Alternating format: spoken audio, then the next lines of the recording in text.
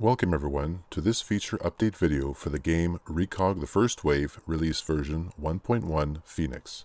I want to personally thank you all for your excellent feedback and discussions, allowing us to continue in making this game a wonderful experience for everyone. I welcome you all to keep the discussions going, encouraging others with your stories, screenshots, and insightful comments. Thank you from the bottom of our hearts. Alright, let's get to it. The most highly anticipated update was regarding the production window. There had been a lot of comments about the tediousness of the previous methods, and we are ecstatic to announce that those days are over. From now on, you do not need to go back and forth to figure out each individual part necessary to create the construct. You will simply look for the end result, and based on the depository you are using to do this, that depot will queue the parts for you. This applies to the elemental, foundry, and assembly depots. For example, let's say you want to build a utility drone. You will first go to the industry mode, select the elemental depot as usual, and all you need to do now is click on the button called Parts Of. You will look for what it is you want to build, in this case the utility drone. But before you click on it, let's have a quick look at the bottom of the window. You will notice a few options. You have the repeat checkbox, coupled with the quantity text box. This is the same as before. Check it and type how many you want. The difference here is that once you choose the utility drone, these options will apply to all queued parts. So, if you want 4 drones processed in all, this is a quick way to set that up. In the previous version, if you did not have enough oids or minerals to process the parts, it would turn red. Then you would have to reprocess that part again. Well, we've changed it. Now by choosing retry, it will keep on trying to process over and over until you decide to quit it or you get that missing terrain piece. In order for you not to be locked in a continuous loop while processing, just check the last box called Push. This option will send parts back to the bottom of the list once a repeat is actioned. Let's click on the utility drone now and see the queued parts with the added options. You will notice in the production window each part has its own options for repeat, retry, and push. At the top of the production window there are 5 new options: clear, copy, paste, save, load. Clear will wipe out the list you have. Copy will take your list and copy it to memory, which you can paste back afterwards, or even to a different elemental depot in this case. Save will allow you to save your list in the industrial queue, to be brought up again here in this or another elemental depot.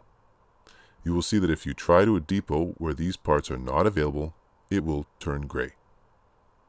One final note about production. You must have already unlocked the object from the tech tree in order to create its parts. Otherwise, the task will be ignored and you will not be able to build it. Another interesting feature is the event log window. You can find it at the bottom icon just next to the cancel button. This window records every single thing that happens in the game. It will, however, only keep track of the last 100 messages in each category. It does not display in real time, but pretty close to it for performance reasons. The categories are industrials, drones, constructs, wiring, and terrain.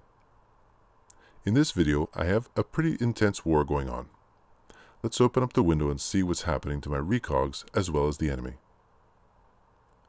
Each event explains firstly the cycle and what percentage we are in regarding that cycle. Then we have who the event is about, whether friendly or enemy. Then the drone type, followed by damage taken if any and from whom. If no damage taken, then it's regarding the action in which the drone had performed. There have been quite a few improvements regarding the user interface, such as display counts and maximums, which you can now see through the different modes. An example is here in the industrial mode to the right. Here you can see what you have, and up to how many in total are available. The highlight over objects is now updated in real time. Also, you will notice that the available power can be seen on non-generator object types, which require power, such as depositories. You can also see more detailed statistics in the research and development tech tree, such as the possible percentage of getting a second OID when using a specific cutter. You now have the possibility of running the game in the background. By default, it is turned off. Updated key configurations include the removal of the wiki home. The top view function can now be configured. Its secondary key is the letter T.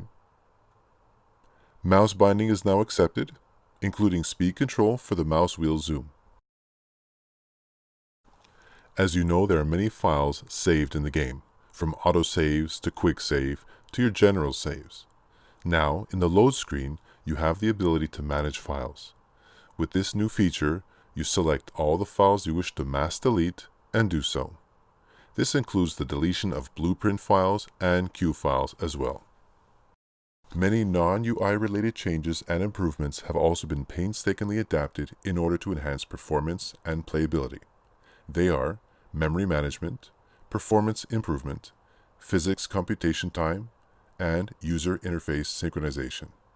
And a special thanks to everyone who participated in communicating the bugs, which we have squished to a pulp. Please visit our forum for more details regarding this and future updates.